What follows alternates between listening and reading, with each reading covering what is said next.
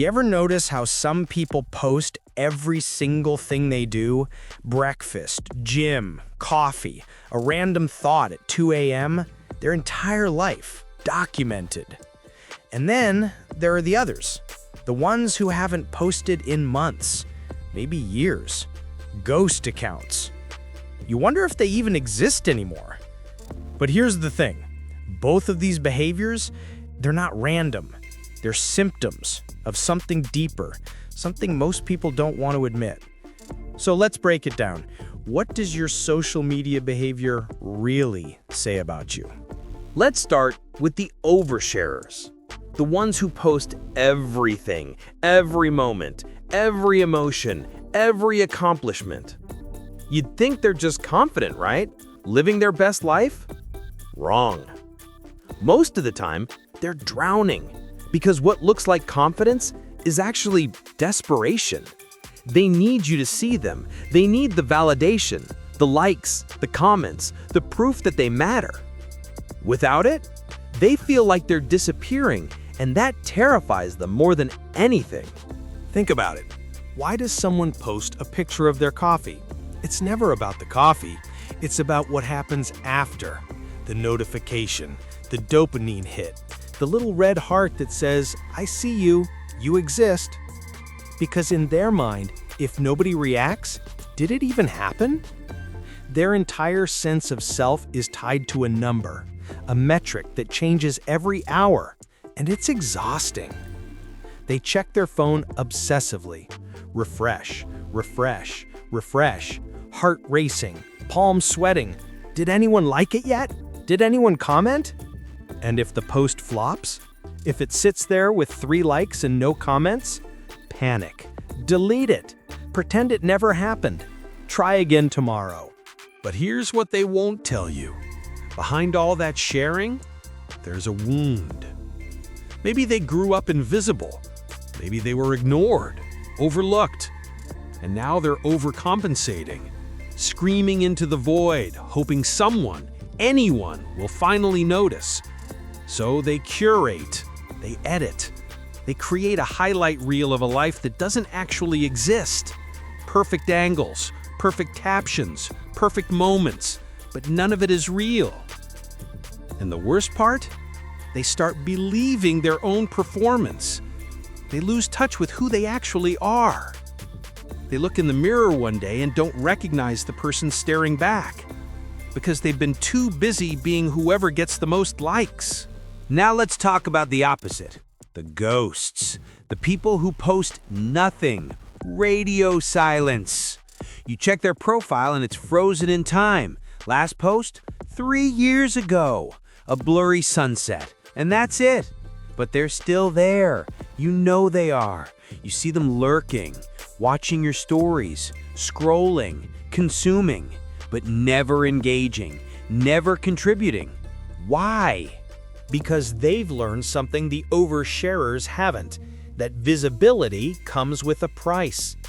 Maybe they overshared once, put themselves out there, got vulnerable, and people twisted it, judged them, misunderstood them. Maybe someone screenshotted their breakdown and laughed about it. Maybe they shared something real and got silence in return. That kind of thing leaves a scar. So now they observe. They watch the world perform its little show, but they refuse to step on stage. It's safer in the shadows. No risk, no vulnerability, no chance of being burned again. But here's the catch. That invisibility, it has a cost too. People forget about them. Out of sight, out of mind. Friendships drift, invitations stop coming. They watch everyone else's life unfold in real time while they fade into the background. And at first, maybe that feels like freedom, like peace. But eventually, it starts to feel like loneliness, like being at a party where nobody knows you're there. And they tell themselves they prefer it this way, that they're above the performance. But deep down, late at night, they wonder if anyone would notice if they disappeared completely. And the answer terrifies them. Then there's the third group, The selective curators. These people post, but strategically.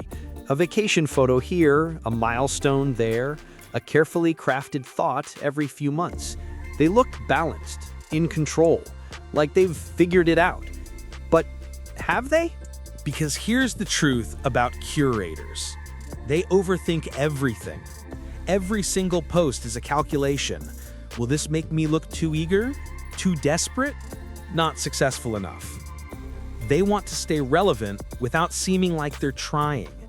They want connection without vulnerability. So they craft, they calculate, they build a version of themselves that's polished, professional, put together. And when life gets messy, when things fall apart, they go silent because they can't share the struggle, the anxiety, the failure. It doesn't fit the image. So they disappear until they have something worth posting, something that makes them look whole again. And everyone assumes they're fine, that their life is perfect. But it's not. They're just better at hiding the cracks. And the exhaustion of maintaining that facade, of always being on, it's crushing them slowly. They're performing too, just less obviously. And finally, the fourth type, the deleters. They'll share something raw, a breakdown, a confession, and then hours later, deleted, gone. Why? Because the moment they hit post, reality crashes in.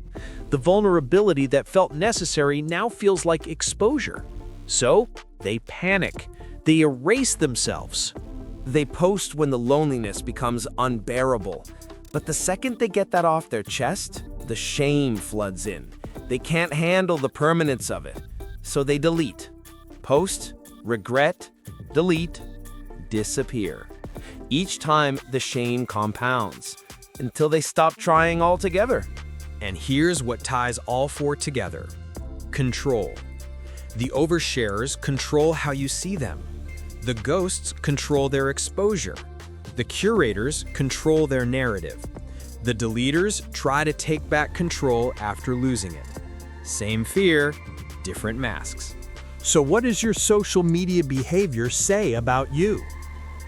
Are you sharing because you want to, or because you're terrified of silence?